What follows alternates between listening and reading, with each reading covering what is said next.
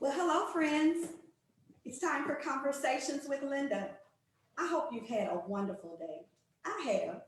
I know we're in the midst of a pandemic, the coronavirus, and certainly it's a serious time, and people are sick, lives have been lost, and people are losing jobs, all kinds of things. Uh, but I've learned to take each day one day at a time, each moment, one moment at a time. And so, in the midst of this crisis, I've still been able to find joy. How about you?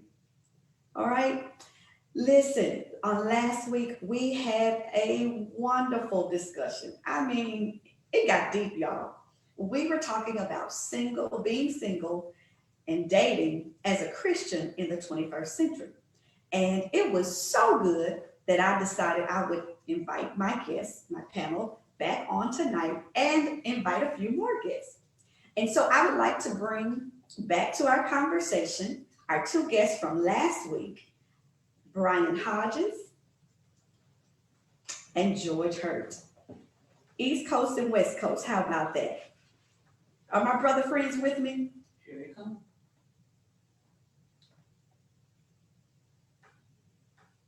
Hey, George. Can you hear me, George? I can't hear you, but you can hear me. They're working it out. Y'all know by the time we finish with Can you hear me now? I hear you now. I Hey hear man, you. Hey, my brother friend. Man. what's up, George?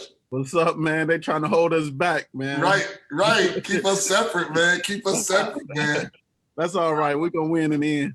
Yeah. You all were such a hit that I had to bring you back on. Because Thank when the people enjoyed the conversation with you last week, you all were hit. So hey, you may have to be my co-host. We may have to start a whole new kind of conversation.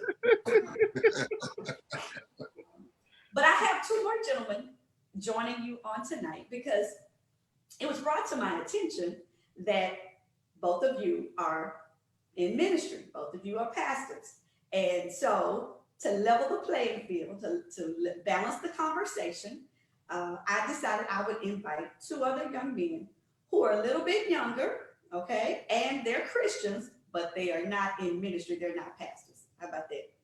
So I would like to introduce to our audience, our conversation audience tonight.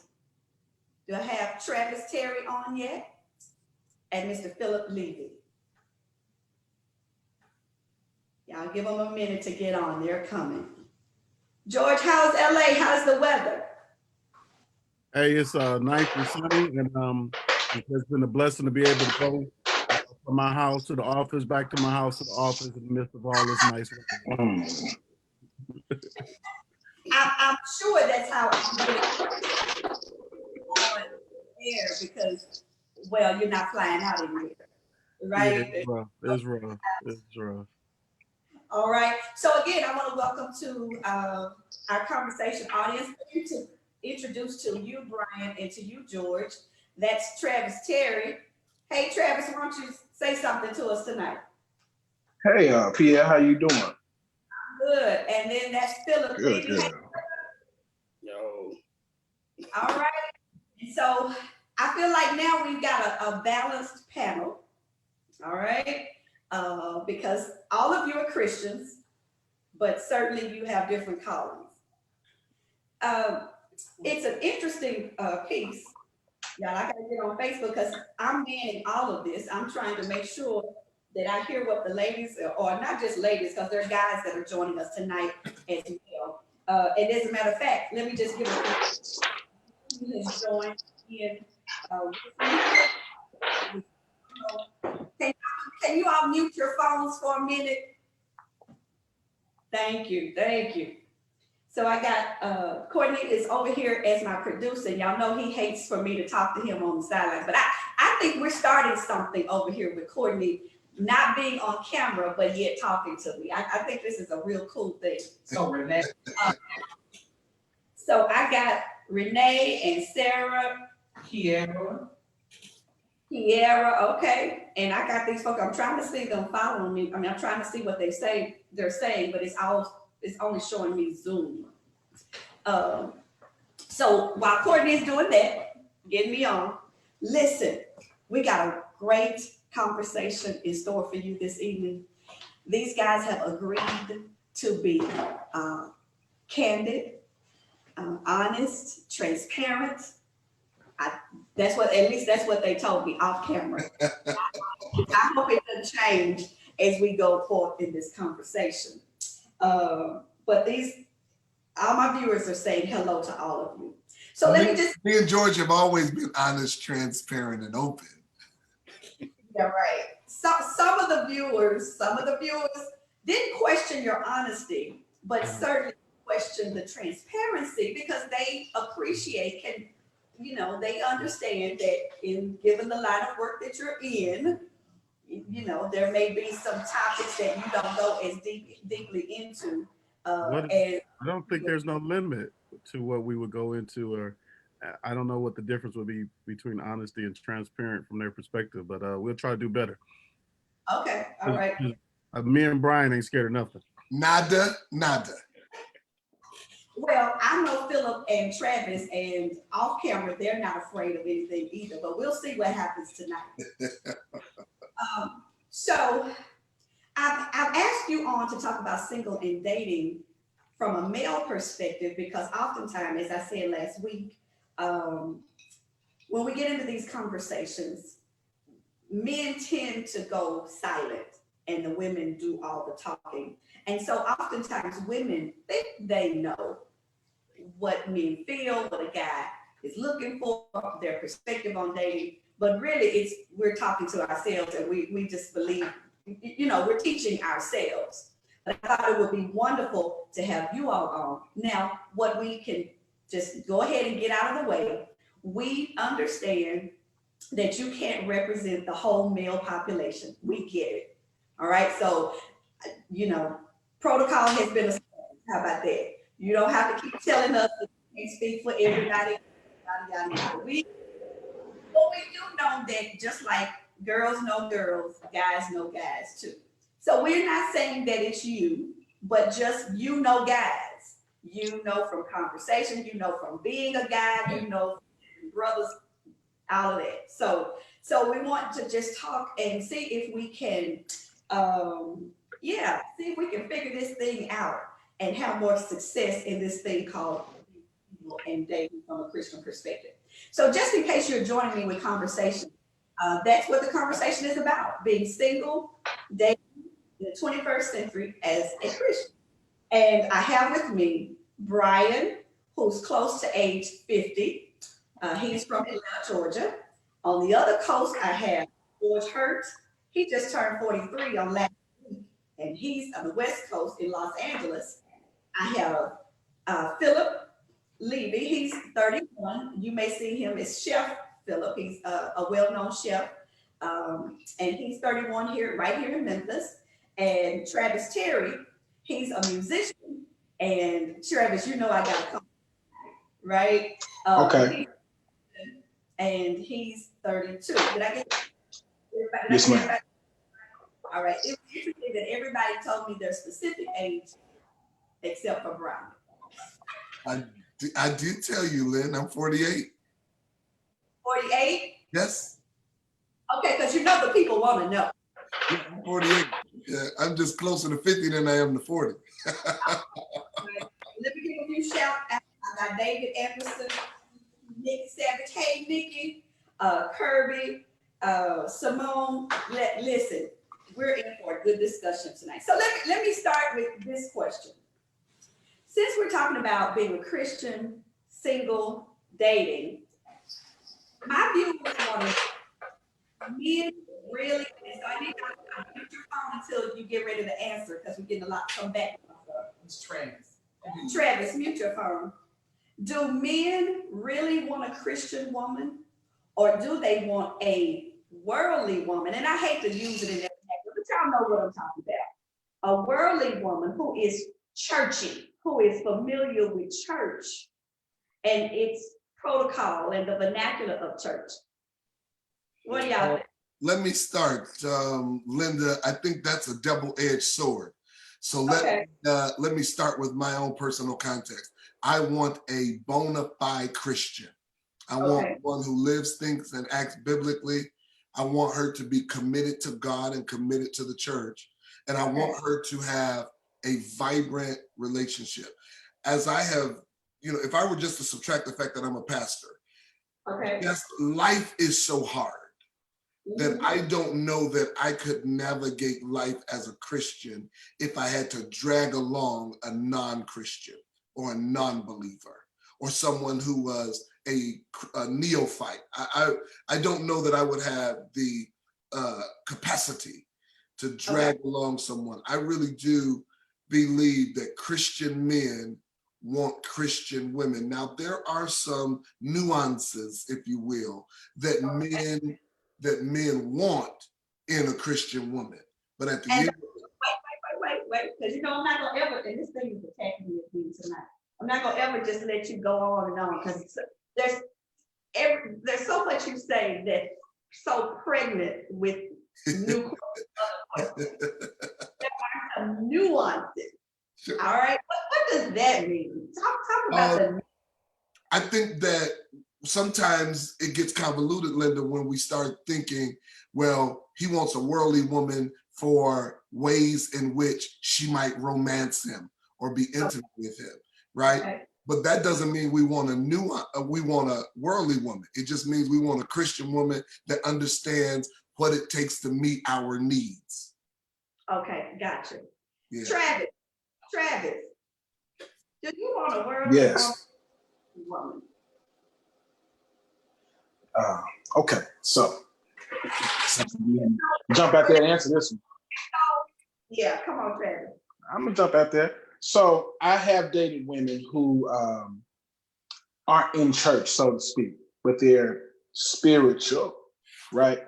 And so what I've learned is, yeah, you believe in God, you believe in Christ, but you don't believe in the coming together of the saints. And for me, that's where I draw the line. I have an issue with that. As far as a Christian woman, there's so many layers with that. But I'll piggyback on Brother Hodges and say, yeah, I like a woman who can meet me where I am, and spiritually, as well as other ways. I know we're going to get to nuances is what he means. Absolutely. I know we're going to get to that part later, so I just, thought I'd tread on the line. All right. So in the interest of time, and because there's 4 of you, I may not ask all of you the very same question, okay? Philip, they want to know. Philip. I got a question for Brian. So when you say So I don't have a personal preference. Like I would prefer a worldly woman. But I don't think because she's worldly, she's not godly. And I don't know, I think that's a biased question, because I think you can have your belief, and I'm a Christian, but I'm not the most religious person. And so I think when I come into that, then that's when that's important to me. So God is always important. But I just don't think I think it's biased not biased, because it's your personal opinion, to say, well, she has to be all of this before I'll date her. I mean, because what's her expectation of you? Are you everything she needs on the other side of that? Like, you can be godly, but what else? And so, yeah. George, would you date a woman that was not as far in her spirituality as you are? Of course, because I think that would be unfair. I wouldn't be trying.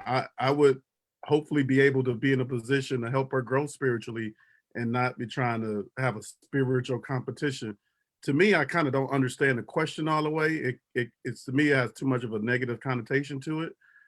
I think all of us want to date someone that's Christian, and I think is to suggest otherwise is slightly offensive, even though I know where the question is coming from. And I think what the question is trying to suggest, as the questionnaires are complaining about transparent and honesty, I think they're talking around the subject of, do we want to date? I don't want to date anybody that want to talk, how amazing Grace is 24/7, and all they want to talk about is this Saul and Paul and John the Baptist. We could talk about power. We could talk about The Apprentice. We can talk about, not The Apprentice, Lord forgive me. But we can talk about different things that may consist of quote unquote worldly things.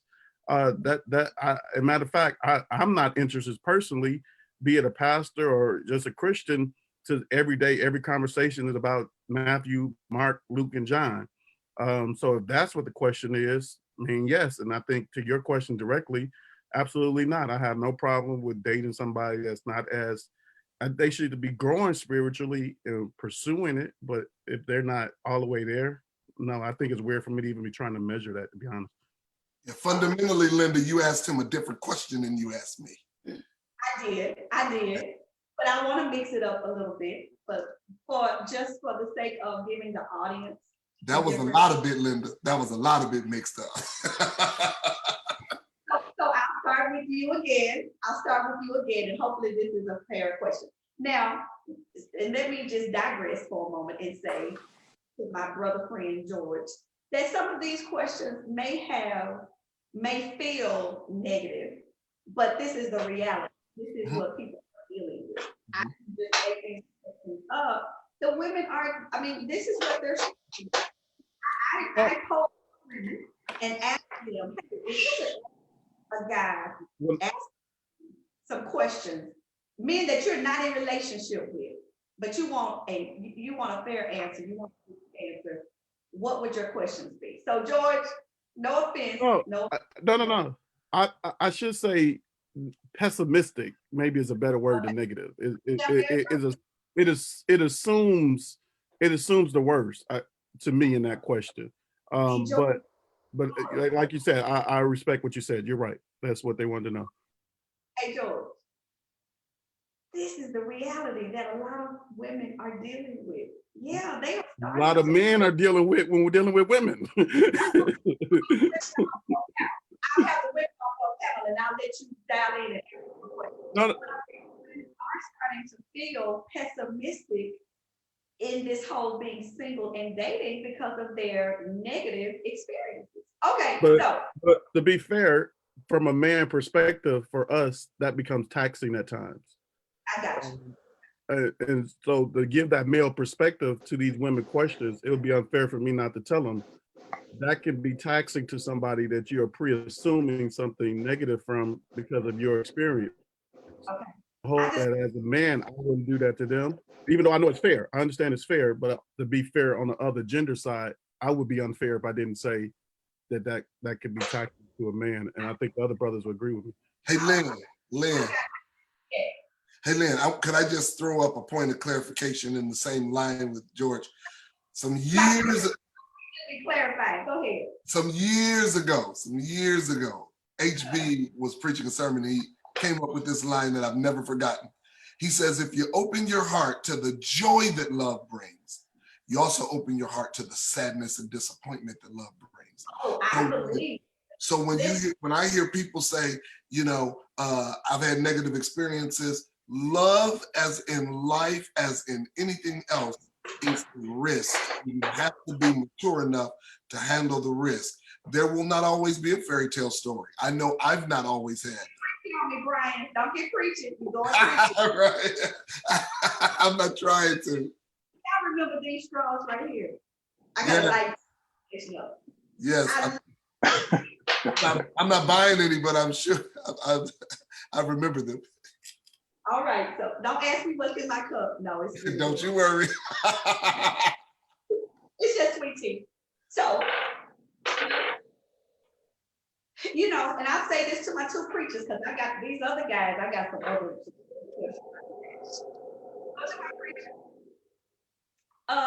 We're always preaching how a woman is supposed to be found. Where did he go? in this 21st century culture to be found? How does she get found?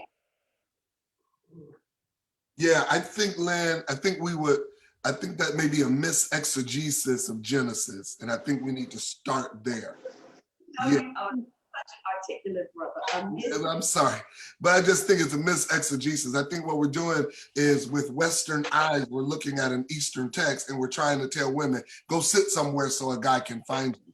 That's really not the message. That's really not the. Now you do know, Brian, I do tell the women, it's a whole lot of men at Home Depot and Lowe's. I'm just not on the market.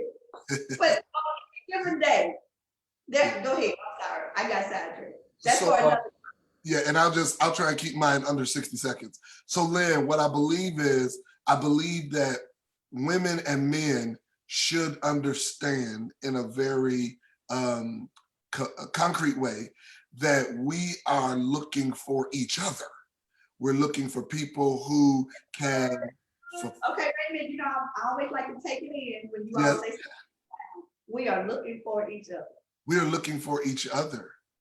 Brian, would you date? Would you go on a dating site? Would you do that? No. George, would you? Yes. Travis, would you? I can't hear you, Travis. Unmute your phone. You're muted. There we go. No, I'm a bit of a hybrid, so it just depends. You know, if I see someone online I like, I might slide in the DM. But then again, if I go to Whole Foods, I may approach a woman. It just depends. Okay, Philip, what about you? Would you date? Would you look online to date a woman? I slide in your DMs, but it's like. I'm really talking about on a dating website. No, would anyone go on a dating website? Yeah, I think in this new age, there are those that I've heard of. I haven't tried personally. Heard from a friend that helps with compatibility and things of that nature. Like I said, I've never tried, but I'm not opposed to it. I don't think it's demonic or something like that. Right. I just think people need to be extra careful if they do choose to do that way. I haven't made that step myself yet, but it's not something that I'm totally opposed to. I just think back to your original question,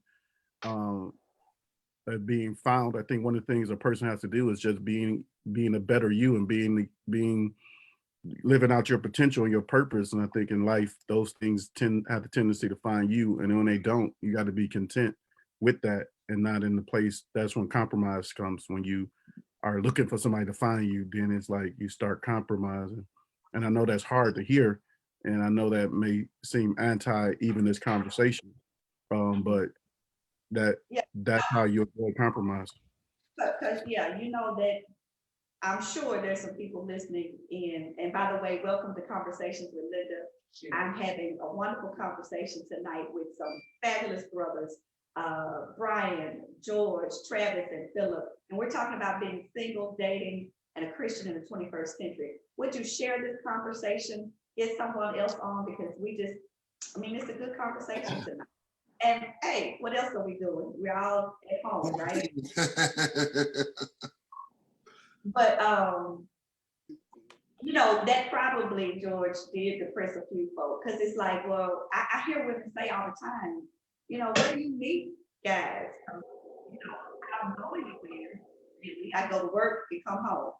I go to church and come home. So they feel like Courtney's over here on the sideline saying that's the problem. But where's the girl to go to meet a guy these days? So it's a real issue. Well, Linda, I think it's comfort zone. If you're comfortable going on a dating site, I agree with George. I don't think it's demonic. I just don't. I don't need a dating site. I am a high extrovert. I am gregarious. I would talk to a post if it would talk back to me, a light pole. I mean, I'd say hi. I'm going to say hi to anybody, whether I'm interested or not. If I see you, I'm going to smile at you. So I've never had any problem making a connection or a step. You know what I mean? I was in I was in Marshall's, and a lady who's a few years older than me said, "Oh, I love your beard and I love your shirt." And I said, "Thank you. You're so beautiful. How are you?" And we struck up a conversation. Now it was going nowhere in terms of any romantic interest for me, but to take 10 minutes and to just talk with that person, that lady ended up coming to our church. Okay, and so with that said, another question I have for you all is, some women say that no one flirts with them or asks for their number. Could it be that they are unapproachable? And if so, what qualities or actions make a woman unapproachable? Since we're talking about this whole meeting people, flirting, back in the day, now I'm 52, so my day was different. Back in the day, guys did flirt with you. Because guys were the pursuers most often. But now it feels like to women, there are so many women, so many options for guys. They don't choose. So before we go on to that part, what makes a woman unapproachable to you? What woman would you not approach? Even her being attractive and all of that, what would be unapproachable? What would say, you know what, I'm passing on you? Come on, and before I start with these two brothers, George and Brian, let me start down here with Philip. Philip, you are 31. Are you still approaching women, or are all of them pursuing you? I think it's a mix. I have my good days and my bad days, but I think it's a stigma right now, because like, as a guy, you can approach a woman and she'll turn her nose to the sky. Like, it's almost like you're not good enough. Okay. And that's a real thing. And I think that creates insecurities in guys, because it makes you stop approaching women. And okay. So I don't really know how to determine what makes a woman unapproachable, but most times it's like a look. Like, she almost telling you better not come over here, because I'm finna shoot you down. And I think that's a real thing. That's a real thing. What about you, Travis? What makes a unapproachable for you? Unapproachable.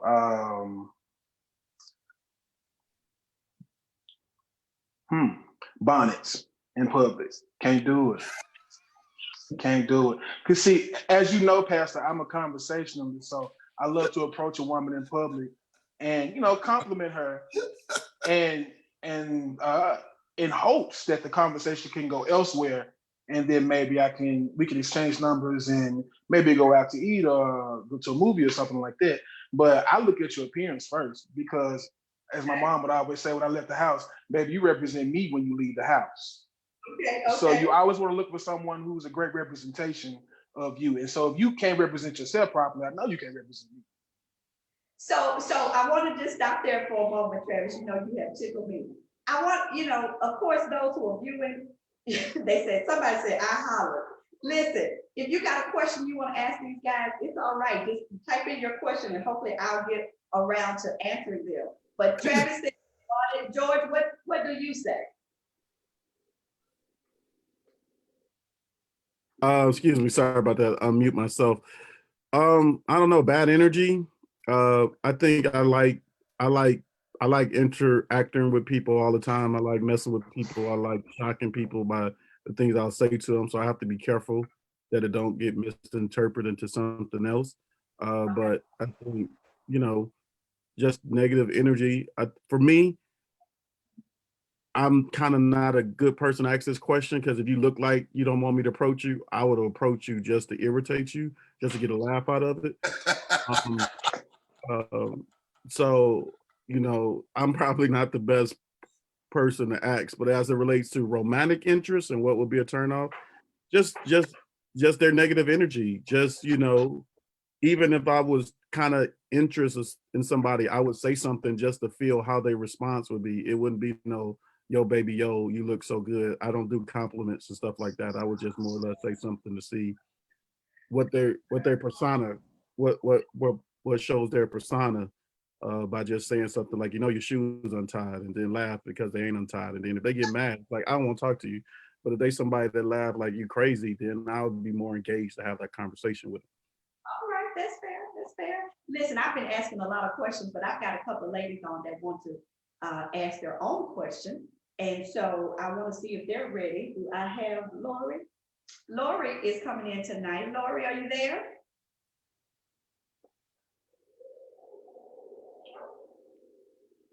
Lori? Hey, lady, how you doing? Hey, can you see me? I see a picture of you, I think. Oh, let me start my video. There you go, girl. Hey, Y'all welcome Lori to conversation. Lori, welcome. everybody. Lori, Right here. we got all these gentlemen, George, Brian, Travis on. What's your question? Oh, I got a couple questions. Am I limited to one? I'll give you two. Okay. Okay, so my first question is about daddy's girls. So any one of you gentlemen are fathers to a young lady? Yes. I have a daughter. Okay. So I'm a daddy's girl.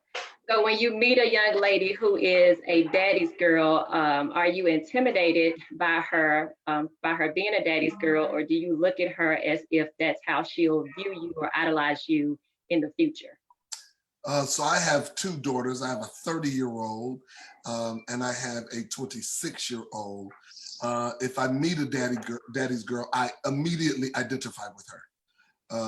I am very protective of my daughters, but I'm also entirely instructional. So most of the times if I meet someone who is a daddy's girl, we're having the conversations that I've had with my daughters. And so I feel a strong sense of commonality and bond.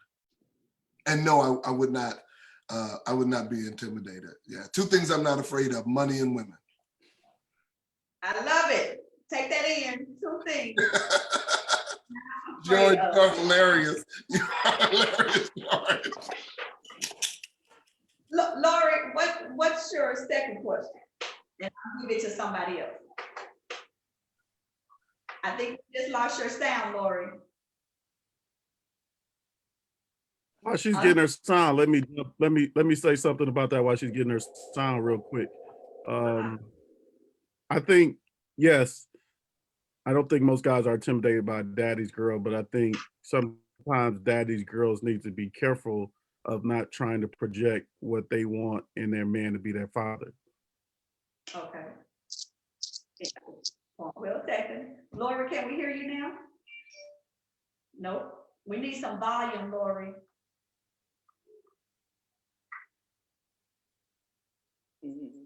Oh, Lori, I really wanted to hear that second question.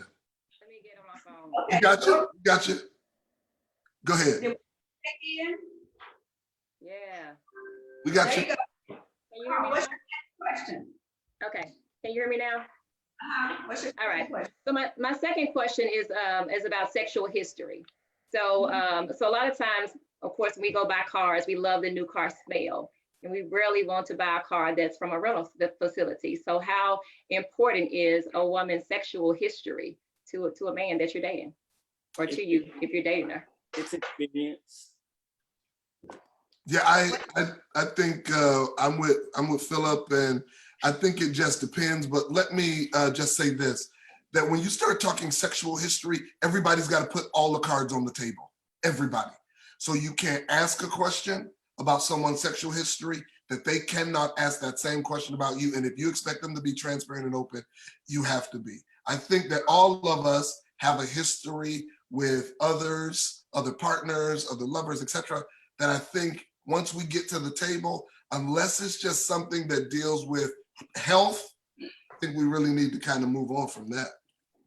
Travis, let me bring you into this. How important is a woman's sexual history? Well, me, myself personally, if we're going to use car references, I like a car with 100,000 miles on it. That means they can drive good. You know what I mean? That's all I'm saying. That means it's a smooth ride. I appreciate that. Travis! You know, you keep the tires balanced and keep the oil changed. Yeah, absolutely. Only It Travis. still got a warranty, don't it? Absolutely. Well, it depends on what dealership you use because some of those cars go out past 100,000. But it's all good. You got a good mechanic. I'm the mechanic. I'm good. I'm good under the hood. I love him. I love Travis. And he likes a car with 100,000 miles on it. Ride smooth. George, cut it out. Cut it out, George. Cut it out. George, you got what you got? I think if it's not a health concern, it's none of my business. And I'm not sure what we would gain by having that conversation if it's not health related. I think a person, I think be careful what you ask for, you might just get it. And so if we're trying to build from present future, if it's not anything relevant to the present and future, I think we ought to be discussing the past.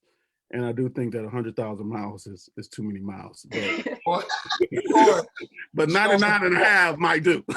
George, do not, George. You just said it don't matter. Then he said, oh, it matters. The overarching point I get, though, Travis makes a wonderful point. I get the guiding point that he's trying to make, and I agree with the guiding point that he's trying to make. Thank you for joining us. Great question. Thank you, guys. Make sure you stay on and just, you know, Linda, before she goes, let me just say this. I had a conversation with a guy who was concerned about a woman's sexual history. And I simply said this to him. I said, whatever it is you're concerned about her, what about you? And instantly in that moment, he went back to her and apologized and said, let's do it. I married them. Wow. Awesome. Well said. Well said from the preacher. All right, Lori, thank you so much. Thank you, guys. See you, Lori. Bye. All right. I got another young lady on the phone. She's gonna be on. Do I have her still? All right, let's bring on Sherry. Sherry, are you there? And while we're waiting on Sherry, Well, that's a candy. Believe it or not, that's her poetry name. Oh, Sherry is candy. I got it. Okay. It's Candy. Hi. So what's your question for these? Y'all welcome Sherry to our show. Hey, Sherry. Hey, Sherry. Hey. Hello. Hi. My question is specifically about a lot of women that I talk to deal with the man who has options, which means you're dating multiple women at a time. So my question is about the current call out culture phrase of toxic masculinity and misogyny, and how in this day and age in dating, men feel entitled and empowered when they're dating multiple women. And the question I have is, how do you address that in all your areas when you're dealing with more than one woman that you're dating at a time? And how do you keep yourself from being labeled as toxic when you're having this woman being discreet versus this woman being discreet and, and playing the field? Yeah, when we say misogyny, we also have to remember that there is a synonymous word called misandry. And it's okay, right. Hold on. Because you've done such a good job during the show, but I've got to bring Philip in. Okay, yes. Sorry. I'm sorry, Philip. He's done the least amount of talking. Philip, what's up with men who play women? Because all of that Candy said was wonderful, but what it really boils down to is women who keep women in pocket, right? So one won't know about the other. Every guy ain't like that though. Like some Not like that. Some men are straight up and will let you know, hey, I'm entertaining these women. Like it's on you. Should a guy let you know on the front end? Absolutely, then it's your choice. Like and most women, honestly, are totally fine with it. It's just like, they won't say that, but most women are fine with it. And it's not that they're an option, but it's like a woman. She plays the field and she figures out what she wants. And once she figures that out, but like, I don't know. So deep. Do you think, Philip, that's happening because men now feel like they have so many options that they don't want to settle with one woman because, hey, there may be one better. I've had men to tell me that, afraid of being with settling down with one woman just in case there might be, you know, there's that fear that there may be another woman better than this woman. Yeah, I think that's the case. Thank you. Yeah, I think that's the case. I mean, if for myself, I've dated people, and like, sometimes we look for the full package, and you don't get the package, and so Okay. you start pulling from other places, and now you got a whole situation, and so that's where the discreetness come in at, because all of them weren't initially. It wasn't a package at first. You were just dating one person, and so along the way, you know, she might not have been doing enough of this, so she wasn't talkative enough. And so you just start adding components to it. And so now it's all a secret. But I think it's okay if it's up front, because, you know, you got the option. You stay or play. You know, you can go. So let me ask you, Philip, because I asked these guys last week, you know, most of us have a list, most women have a list of things. And since you talked about it in this idea of a package, what's your ideal package? What's on your list? Or does it take, because there are some men who feel like one woman is not enough to satisfy me, because they don't feel like. So what's on your list? Stay on the line, please. I think one woman can be enough. I think it's about the man's desires and his wants. Like, just like with money, you can be greedy. And you can be totally satisfied at home, but if you get outside of it and start looking outside of it, and that's the thing. And I think we all guilty of that. Like, I can only speak for me though. And so that's a real thing. But if you like sit down and you get to know your person, then I think also people don't take enough time to get to know their partner. You know, you jump in and y'all rush too fast, and then there's sex, and there's never really a conversation. So most situations just turn into that, and that's all it is. And there's never really a real conversation to know what we got or who we are. I don't know your mama's name, your grandmama, nobody. We ain't met nobody. We linking up after 12. Okay, we linking up after 12. What's on your list? Who would you want to link up with while the sun is still shining? Oh, I mean, I'm a Christian, but I'm a worldly guy. So like, I like experience. You know, I don't want a blank canvas. You know, I want somebody who's, I won't say been around, but I would like somebody who's experienced, who knows some things, who's cultured. Because in my profession, you know, I drinking wine, cooking, and I'm more intellectually driven as an Aquarius, and so if you ain't got a lot to talk about, you can't keep my conversation, and you won't keep my interest in it. And so that's like the only pet peeve for me. If I can't talk to you, then like I just won't talk for the sake of talking. Like, we gotta have some form of communication, and I think that's it for me. I can work with anything else. Okay, Travis, what about you? What's on your list? I would like the other question, Pastor, if you don't mind. But if I had the choice to choose. All right. But what was the other question, by the way? So, you know, men, there's so many options. Men don't. Oh, that's right. So I believe you and I spoke about this at one point or another. You go to the grocery store, there's a cereal aisle. And in that cereal aisle, there are many variations of cereal. And so in order for me to choose the box of cereal that I want, I gotta try a few of them. You know what I mean? And so even when it comes to... Travis, I don't know what you mean. What do you mean? Listen, you got Frosted Flakes, you got Cocoa Puffs, you got Lucky Charms. I don't know what I like just yet. So I gotta try more than one box of cereal. And if we can just be real for a second, I tell women up front, hey, look, I am entertaining a few women. Now, with that being said, I've never met a woman who was lonely. Who was what? Lonely. Okay. Yeah, I've never met a woman who was lonely. She always either was coming out of a situation or had a situation going. You know what I mean? So I don't want men to feel stifled that they can't date. And that's what we're all supposed to do, women as well. Date until you find that one for you.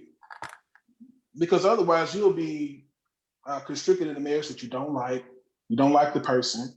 You're not interested in them. You only dated one person for 2 years, they proposed, and then out of the sake of wasting your time, you said yes. Okay. Quite interesting. So, Candy, did they answer your question? I mean, they skipped around it. No. I thought I answered it. Which is what that question does. I mean, I think they gave honest answers, but I think the question is still that whole sense of entitlement, and it's like playing the game, right? Linda, Like you wouldn't let me answer. Linda, I was trying to answer. You wouldn't let me answer. Well, what I think so to put it in a real life scenario, if you have Susie and you have Jane and you're dating them both, but Susie doesn't know about Jane and you're equally playing both of them simultaneously, then that could be a form of toxic masculinity. And back in the day, it was called, playing the field. Now they've labeled it. So I guess now it's the men being accountable for those actions when you get caught or when you get caught up. And you, like some people saying, well, I want to test this, I want to test that, which I think is fine. I think it's the problem now is that how the women perceive it, because for every guy right now, it's like 8 women. So how do you secure the woman that you're dating and make her feel secure in knowing that, hey, yeah, I'm not stringing you along? So George, my viewers want you to answer that. Say that one more time, please. My viewers want you to answer that question. I think first thing, women have to face the fact that there's a lot more women out here than men. Men have more options. Men have more choices for the most part, generally speaking. I think secondly, you have to define and have to realize what dating to me is. Dating to me is not a committed relationship. So if I'm dating somebody, I'm not trying to investigate who else you dating and who you talked to yesterday, because we're not at that stage yet. And once we get to that stage and we're in a committed relationship and you're dating other people, that's called cheating. And I don't want to no longer to be in that relationship. So the problem is really not on what somebody else says. It's back to last week. Not controlling what comes to your door, but you do control what comes to your house. If you have criteria for dating, that means you want exclusive dating, then you need to state that. And then if you find out that person is violating that, you should move on. But for me, in my encounters, I don't live a life where I'm trying to investigate the person I'm dating. Like, you could tell me like, oh, we're going to date. Yeah, well, I'm busy tomorrow because I'm going out with another friend of mine. I'm either going to step my game up or stop being, or that shows some jealousy that I wouldn't be in a committed relationship with that person. But I'll stop. Hold on a minute, because I don't want to miss this. I think what we have is a lack of clarity on what is considered dating. Because, are we talking, at what point is it dating and when is it exclusive? And, I think that people have different definitions for that. And then they come into something. I don't know, situationship, relationship. I don't think it's a confusion. I don't think it's a confusion about dating. I think it's a confusion about expectations with the person you're dating. I think people are clear what dating is. They're clear what a committed relationship is. But some women, when they're dating, their feelings get advanced then with the dating process. So you could be dating somebody and they already sizing the ring. And so that's where the problem becomes. Because if somebody's dated, again, if somebody's dating, I'm dating, and they date somebody else, that's their right. Right. I got this conversation last week of who gets a chance to decide when the relationship is exclusive. Because what if she's there? What if she's feeling you and she wants to be exclusively with you? Doesn't she? Bad, baby. too bad if you feel that way. You got to wait for me, and we got to feel that way together. And just Linda, it's got to be mutual, and I think that's the problem. The problem is she wants what he doesn't want. He wants what she doesn't want. If there's not this dynamic mutuality, there's always going to be imbalance. There's always going to be imbalance. Okay, so here's my next question, and that's fair. And Brian, thank you so much, Candy. You've been great. Thank you. I'll have you on the show when I have the female. All right, we'll bring you back. Listen, so that takes me to my next question. Some men have been in exclusive relationships for years without as much as, this is one of my viewers saying, a promise ring, or certainly without proposing. Should women conclude, all right, that he doesn't want to marry her when a man is uncertain about the relationship, whether he wants where he wants it to go? So should she draw the conclusion when he stays in that place of uncertainty, or he's not ready yet? Should she just decide that she's not the one? What would you advise a woman? Now we're talking about been in a relationship for a while. We're not talking about this met you only had 2 or 3 dates and now she's saying put a ring on it. We're talking about you've been in it for a while. Brian, I know I've been holding you back. Come on, tell us. What should she do? I think that when you're in a relationship, a committed relationship, that relationship should have markers involved in every stage of that relationship. So you need to know what direction that relationship is going in. Before you're saying we're committed, we need to have some basic understandings of what committed means and where's this relationship going. If we're not having those kind of... Right there, because you're going to keep going. Last week, George said, if I remember correctly, George, I'm not trying to put words in your mouth, but that's as I believe you said, he don't want to be that heavy in a conversation, in dating, like we got to talk about, okay, where is this going and what are our markers and what are your expectations? So what I didn't say that. That's a good question though, right? I didn't say that. I said that in relationship, and I admitted that it was a wrong perspective.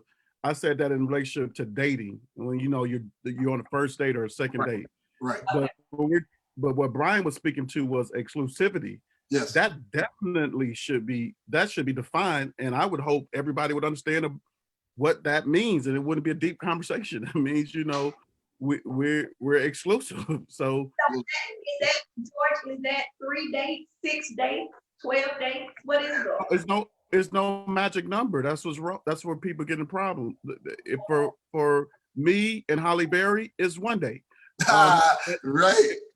That's it. For me and Travis and Philip is 1 day too with Holly. Yeah.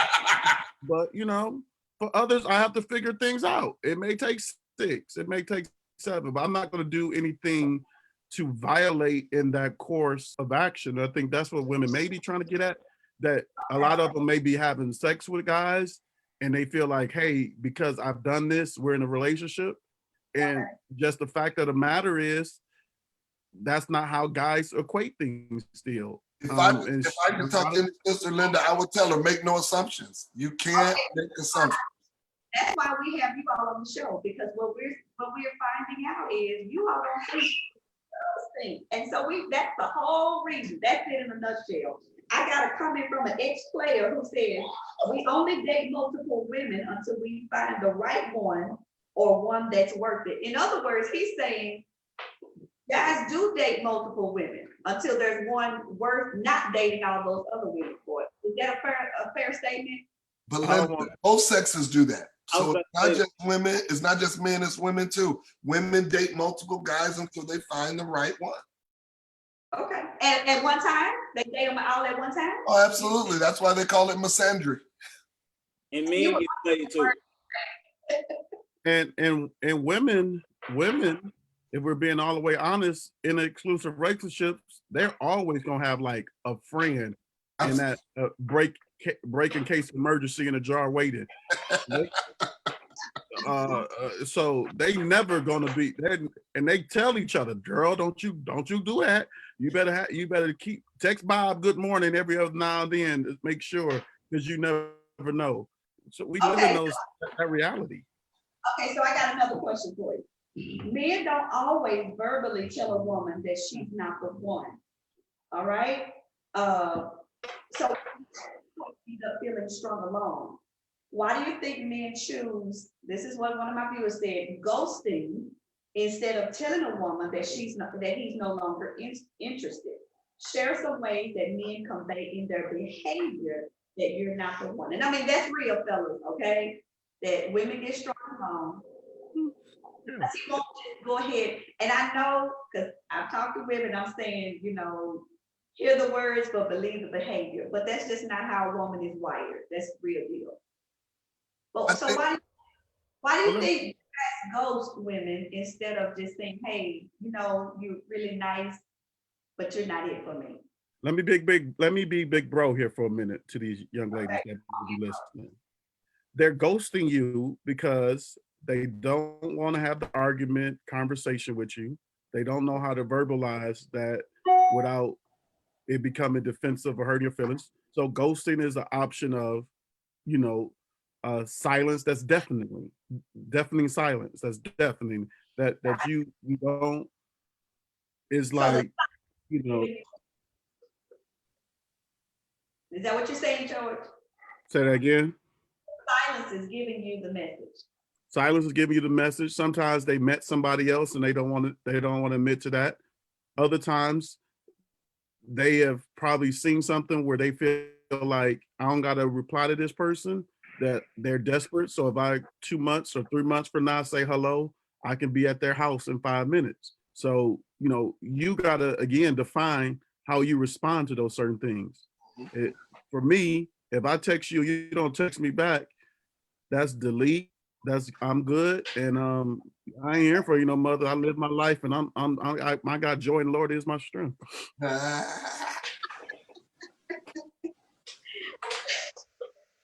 Philip, I'm coming to you, Brian. Philip, have you ever ghosted a woman? Yes, ma'am. Why did you just have that conversation with her? I mean, I guess sometimes it's hard because even as a guy, I mean, you still got a conscience, you still got feelings. Like you don't just want to run around, breaking people's hearts. And that's a tough thing because like once you begin to have that conversation, then there's the next conversation of why, like why we can't work this out. Like, can we talk about it? Like, is it something I can do?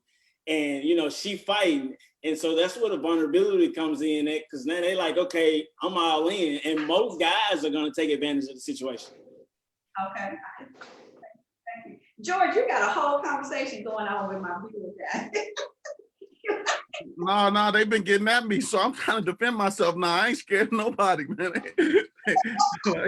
If they call me out, I'm coming back at them. Travis. Yeah. Have you ever been ghosted by a woman? By a woman? I mean, have you ever had a relationship just disintegrate and you didn't even know why? Well, yeah. You know what? Yes, I have. Okay, so how did it make you feel? Angry.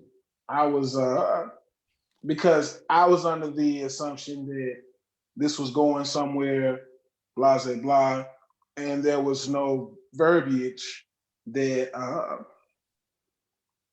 she didn't feel that way. And so, interestingly enough, now, do you make it a practice now to, be upfront with a woman when you don't feel it and say, hey, I'm doing something, I'm going in a different direction? It's funny you mentioned that. I had a conversation last night about me ghosting somebody and why I ghosted her. But and I had to tell her like this, right?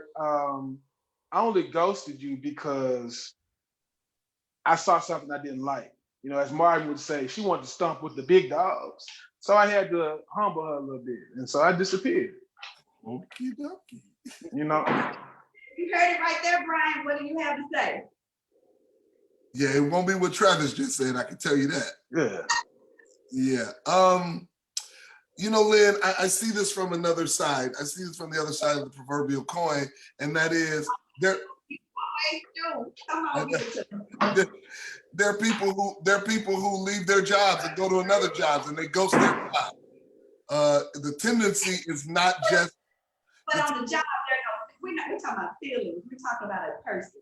But Linda, I think that all of us have expectations, and even with the job, you have expectations that you're going to give to somebody, and they're going to give back to you. I think that what people should understand, especially women, is that if you have a question about how a person is acting, ask them then. Don't wait till it gets far beyond.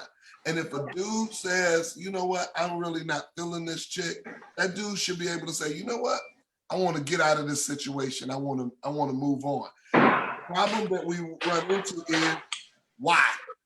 It's kind of like when my kids were small. You tell them something and they came with why. And they just keep going, why? And that's, I think, the deterrent. So guys don't like to answer the why question. We don't like to answer 1,000 of them. Okay. Yeah, you get like 3, but then after 3, it becomes a little redundant and repetitive. Okay, so I got another question. We're almost out of time, but I want to ask a few more. I ain't out of time. I'm here all day. I got nothing to do.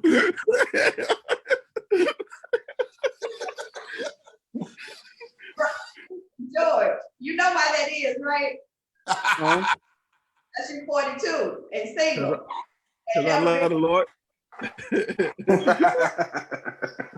Okay, so here's my next question. There's a lot of competition out here. The younger women feel that not only do they have to contend with the women in their age group, but with older women. Older women have to contend with the younger women because now the older guys want the younger women. This is my question. What is the age range that you will date in? So Brian, you say 10? A 10-year window, up or down? 10-year up or down. What do you say, George? I don't care. Legal. Legal, okay. I mean, most likely anybody in their 20s or 30s, though, I'm not going to be probably intellectually compatible with, but sometimes it's not.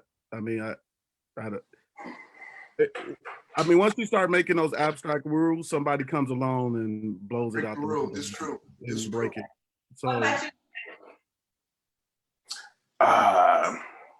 8 to 9 years younger, 4 to 5 years older. And we'll come back to you on that question. What about you? I can't date younger, only older. I'm older. 15 years. So why? Tell me why. What makes you interested in a woman that could be 15 years older? I think men date up because they're looking for mature women because a lot of younger women are trying to figure out what they want still.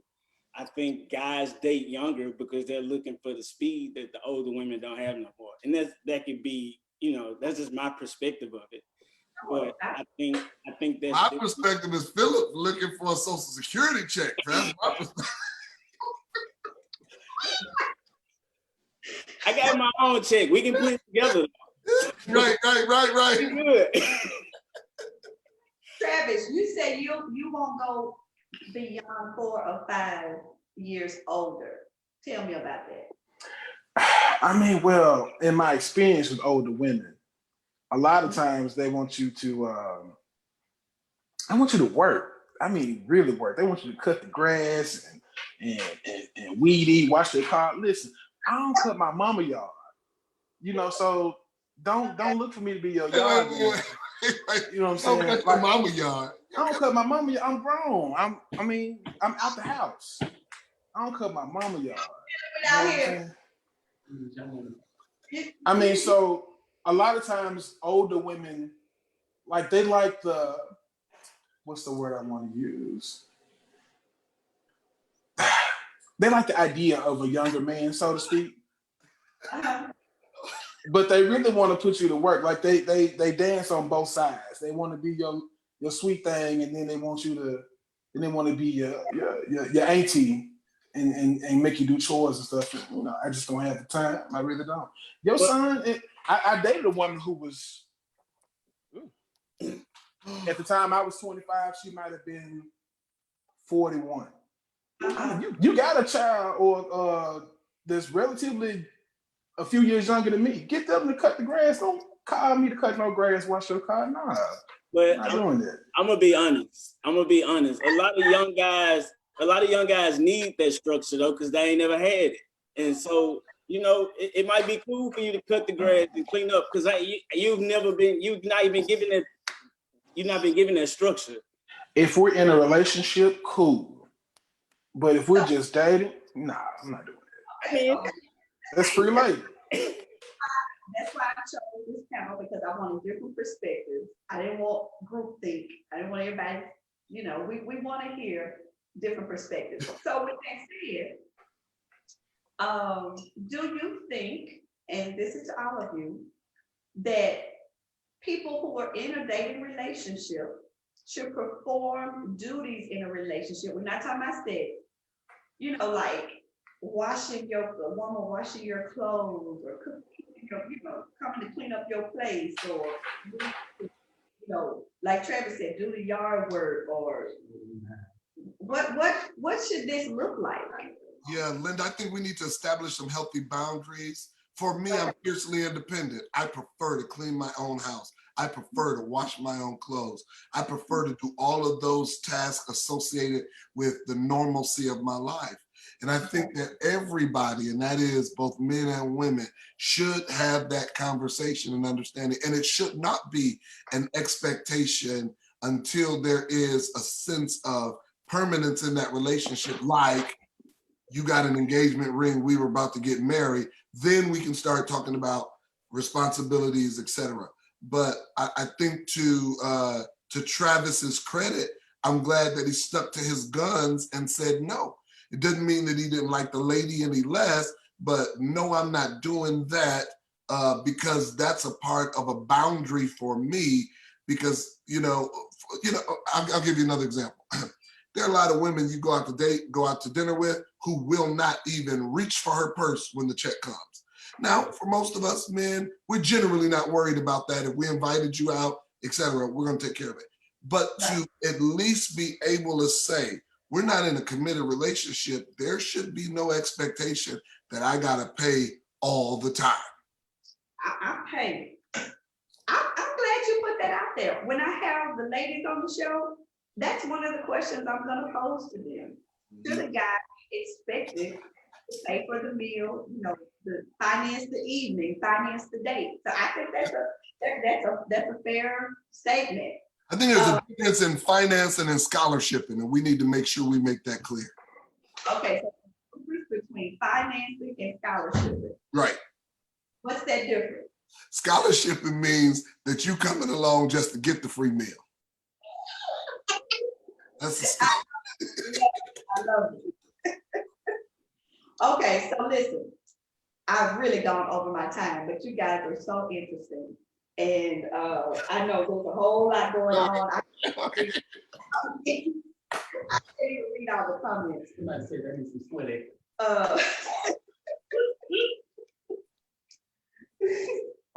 I want to address these last two questions to Brian and George. Okay. Just because I didn't get a chance to ask these questions, this particular question last week. Your situation is unique in that both of you are pastors. How has it impacted this whole dating venture? How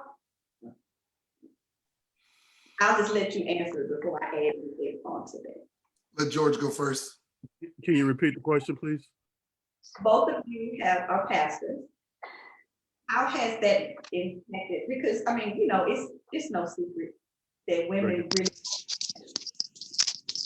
How has that impacted your dating situation? Do you ever feel like a woman is after you, or women are attracted to you because of the fact that you are a pastor? The worst thing ever happened to me as far as dating. The worst thing. Terrible. Okay. It's impacted totally negative. You don't know what to trust. You don't know what people alternative motives is. There is mixed attraction, because I don't go around quoting scripture all day and People don't get to know you for you, and they want you to be this, but then they get upset when you get clay feet. They see the human side of you. It's terrible. It's just terrible. I can't imagine any other field being more difficult as it relates to dating than being a pastor.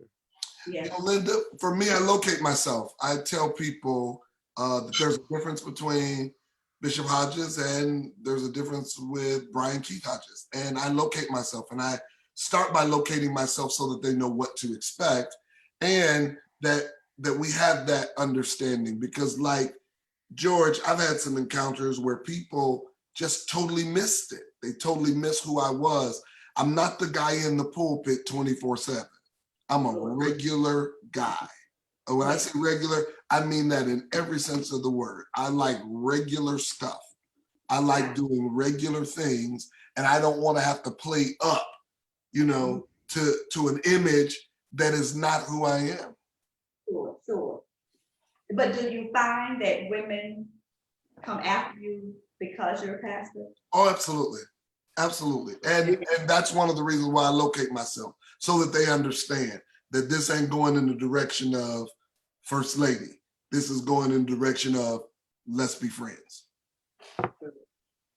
Well, listen. Yeah, I think power attracts both sides. And there's power being a pastor, or perceived power of being a pastor, that causes attraction. And you don't want to be, for me, I hate the fact that sometimes I have to be intentionally a jerk, just because if you don't, people think you will a slouch and that they can manipulate you. But so it's an interesting dynamic that you're in, because you want to love people, you want to love your sheep, you want to people in general, not just those who are part of your church. You want to love them, but that can also get interpreted to something that's not. And for me, I don't want to be the always person like, I don't like you. Like that's weird. Like I don't be like, like I just want to chill. Like I want to have a conversation. I want to make a joke and not be under that perception of this. And then at the same time, I think, the energy you put out there is sometimes the energy you receive. And when you are attracted to somebody, or you are interested in knowing somebody better, that becomes very difficult. And for me, I've been in situations where I didn't even mention it, and they've been upset. Like, why you say it? Like, because I don't want that to be the framework of what you're defining me as. I'd rather you meet me first, and then I slowly evolve and introduce you to this crazy world that you probably are not going to be ready for, and it's going to take you to. You're going to have some pains. There's going to be some growing pains into this reality. So just enjoy this season right here, where you ain't got to deal with those growing pains. And I think that points back to some of the stuff I was talking about last week that some of your viewers didn't understand. It's not just about my creature comforts. It's about the reality of the world I live in. And for me, there have been people I cared about that I was like, I'm going to end this because I know they wouldn't be able to handle this. Okay. I had a question, Pastor. Okay, you got a question. Phil, come on. So I'm a little offended guy. So it's the third date. Y'all pull up, the car dirty. Y'all can't wash the car? Can the car not get washed? Oh, we're going back to the car washing situation to kind of what Travis said. And I don't know, that was it was a little off-putting for me. It's third date. We've been dating for a minute. Like, we're going out to eat. A woman that's just not on their mind, to keep the car upkept. So, what's wrong with washing the car? What's wrong with getting the car washed? You have to be in a committed relationship for me to do that? I don't think anybody ever said there was anything wrong with doing it. I don't think even Travis said that it was something wrong with it. It was Pretty strong feelings about that. Yeah, but what Travis' issue was based on a boundary. And I think that's healthy. Boundaries are healthy. And he simply articulated his boundary. Now, Phil, if you are okay with that, then I think you should go after it. I think it's I'm totally fine with it. I just wanted another viewpoint. I think it's a wonderful mark of your gentleman qualities that can be extended toward her. But like Travis, I think that's your boundary. That's your boundary. I don't care about doing it. Go ahead. But I'm not going to let anybody beat up on Travis. And I know you and Linda are not doing that. But I'm going to defend Travis and say, no, that's a boundary. Don't do it. I think what you're saying is, Brian, that it shouldn't be an expectation. She shouldn't have. It's absolutely. But Your car was getting washed before you met me. Figure it out. That's all I'm saying. And I think it's context. If you are working double shifts and you just had a death or a sickness and you weren't able to get your car washed, hey, give me those keys. Let me go wash your car for you. If you at home all day and you're not doing nothing and your car not washed, I don't know if I'm doing you a favor by washing your car. I may give you a little reminder to go get it washed. If she's chilling at the house not doing nothing, that's not your type of woman. Wait. We can't get into this whole conversation. But clearly, but we respect you. I think erring on the side of care is always the winning side. To be clear, I'm more of a jerk than most, but so I'm saying it's always pays to do something nice. So I'm never going to say that's wrong for doing something nice. But in a social relationship, you got to realize the possible consequences of that person can become dependent on you, and you don't want that to happen as well. That's the danger of that. And I'm speaking totally in this romantic interest in trying to build certain boundaries, that we can use that term, certain patterns, certain things about a person's character that those things speak to. So from that standpoint, that's what I'm speaking from. But it's always pays to do something kind for somebody, and I don't think because they think it's kind. When, I can't speak for every woman, but we talking about experience and 100,000 miles on it. Like I don't know if it's the first night or the second night, but if she can spread a joy to you, you can't wash her car. Like that's when women get upset. It's like I've overextended myself to you, and that's for a whole nother conversation. Whole nother. I got time, Pastor. I got time. I got time too. I don't know what this hold up is about. You got somewhere to preach tonight? You got a revival tomorrow night? I'm with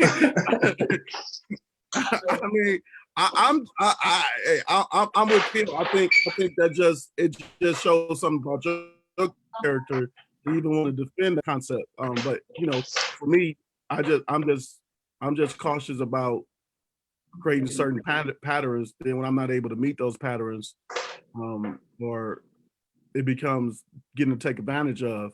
So now is wash my car, that turns into pick my clothes up from cleaners, that turns into this and turns to that and turns to that. We will take it.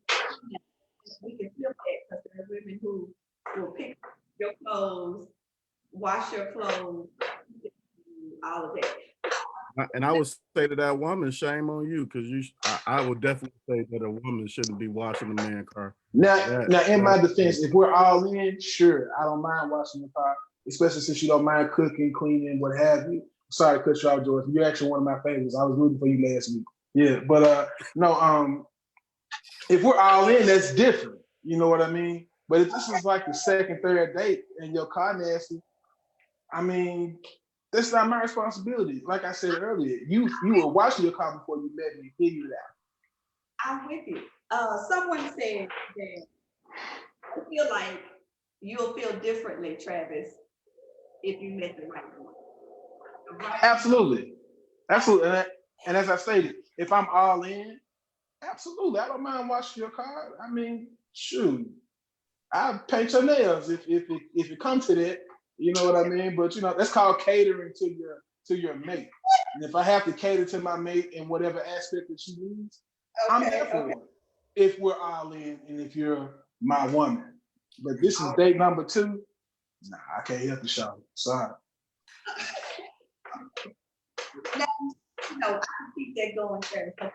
If it's date number 2, you found some interest because you wouldn't be on date number 2, So something is brewing there. But I respect that. Hey, I just wanted to have the conversation.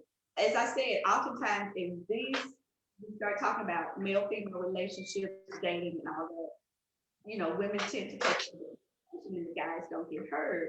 And I wanted to talk to you all tonight.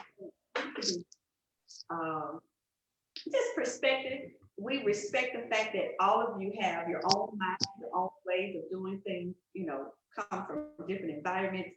And so we're definitely not trying to compartmentalize you or generalize you to say, you know, all guys are alike or any of that. But we just appreciate hearing from you, your perspective on this, you know, on this idea of women are really kind of baffled. And I mean, some of them, a lot of them, to be honest, are giving up on the whole dating thing because, as I said at the top of the show, you know, with such bad experiences, they have just become pessimistic because they don't feel the outlook, you know, is too good for men who want exclusivity.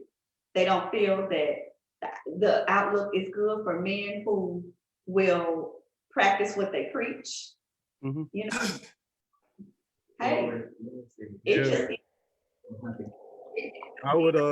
I respect that. I think that's true. And maybe the honest response to that, there is no remedy for that reality. We live in a sinful world, a fallen world. And some people not accept the fact that I'm not single because there's not no choices. I'm single because I have a standard as it relates to choices. You have to embrace yourself to the fact that, hey, this may just be my life definition because I refuse to compromise my principles just for the sake of meeting a social criteria, ready to check off a box, or the perception of happiness, that there's wholeness in being single. And some of the ladies that feel that way, that's the medicine they have to swallow. And it may taste nasty swallowing it, but it's gonna make you better in the long run.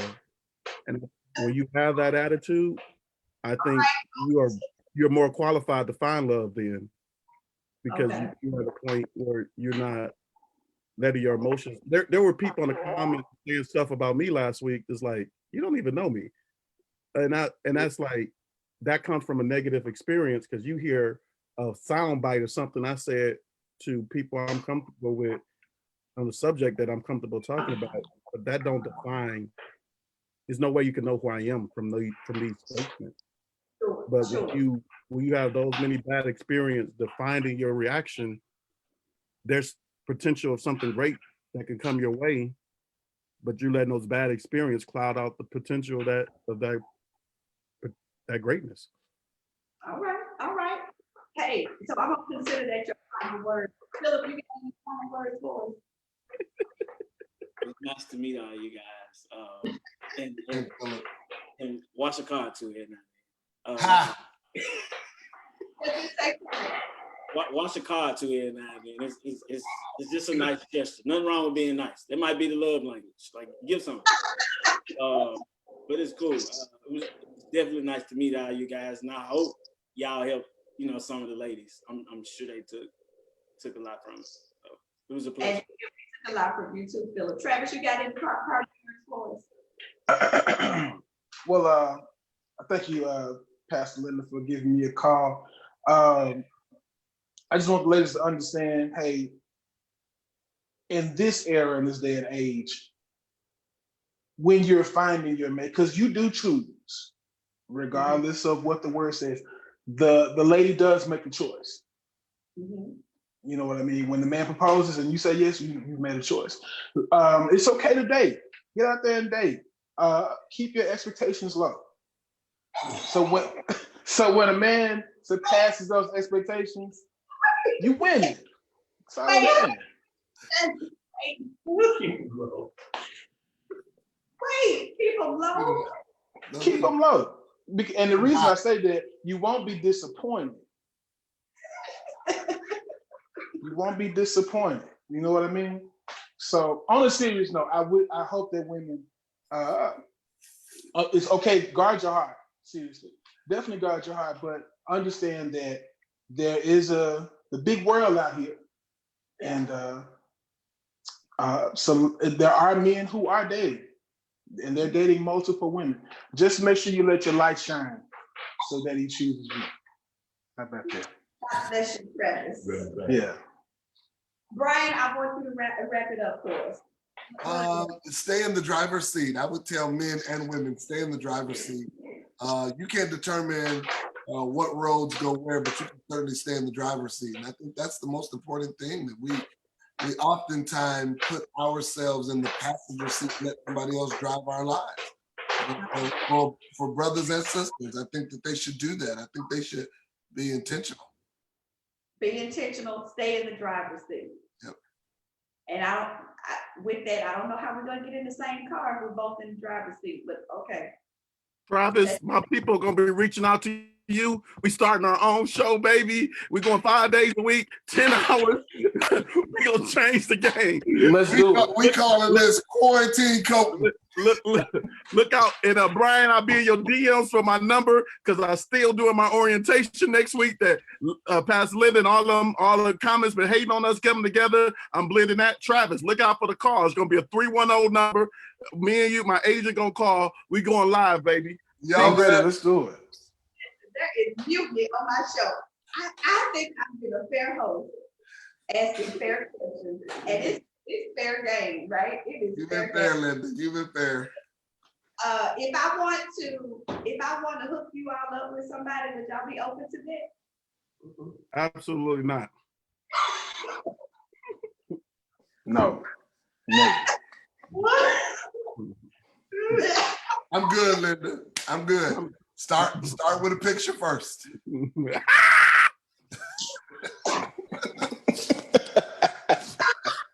Start with a picture first. Ray Charles used to grab their wrist. Start with a picture.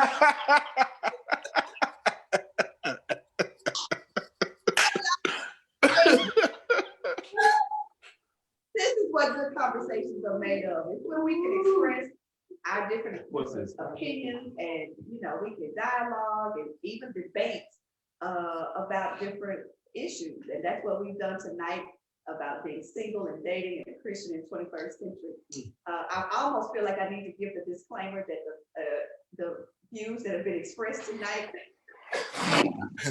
do not reflect the opinions of the owners of this station. Yeah, they do. Linda paid us to say all this. We got a transcript before tonight. We get a check from conversations with Linda. We get a check. Yeah, George, I can't tell them, so you need to tell them. What I do know is that these are some good guys, and they mean much to me in my life. And yeah, they've given us their opinion, their perspective about being single, dating, and a Christian in the 21st century. All right, friends, listen, it's been wonderful. Check us out next Monday evening, same time, 7 p.m., right here with Conversations with Linda. I really want to have a whole nother panel with, because they did ask for the OG, old school players, but I don't know if we can take much more of this. We may have to break from this subject matter and then come back with it. Well, none of us will fit on the OG one, yeah, so we won't be. Yeah, for sure. But look, y'all come check me out again next Monday evening, 7 p.m. Guys, I love you. Thank you so much. Love you too, Lynn. Love you too. Travis, Chef Philip, pleasure. Likewise, brother. Pleasure, brothers. Pleasure.